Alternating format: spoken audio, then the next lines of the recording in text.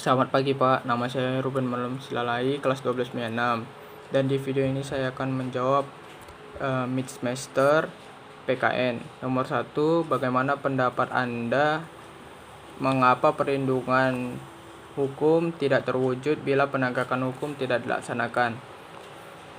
Menurut saya, perlindungan hukum akan terwujud atau terlaksana dengan baik jika penegakan hukum dilaksanakan dengan baik juga, karena keduanya saling berkaitan. Misalnya, jika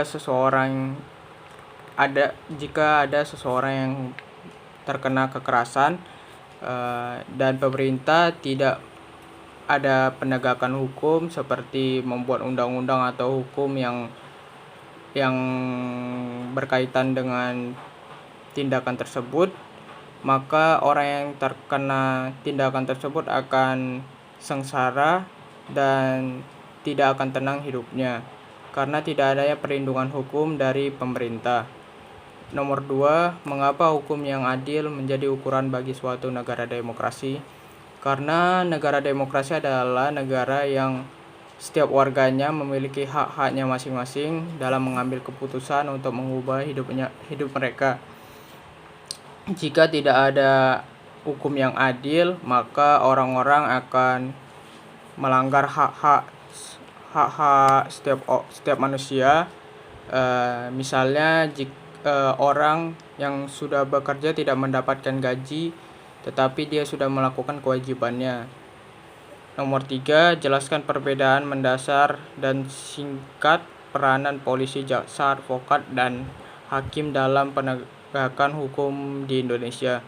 Peranan polisi adalah sebagai penyidik dan menangkap pelanggaran hukum.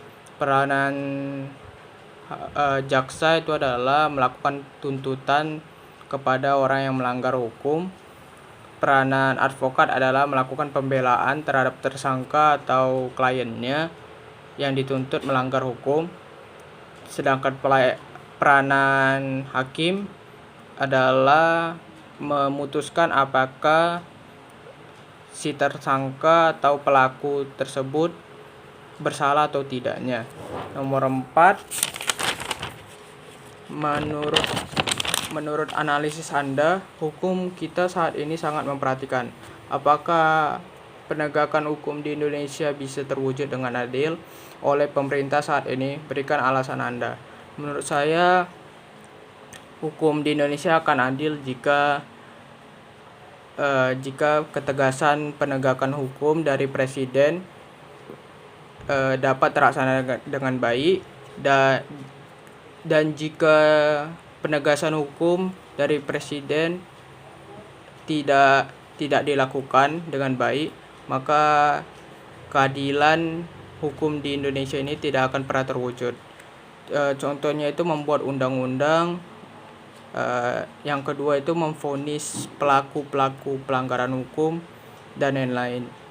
5, apa saja solusinya menurut Anda agar semua warga negara tidak lagi melakukan pelanggaran hukum seperti yang sering kita saksikan setiap harinya, baik media sosial maupun media cetak?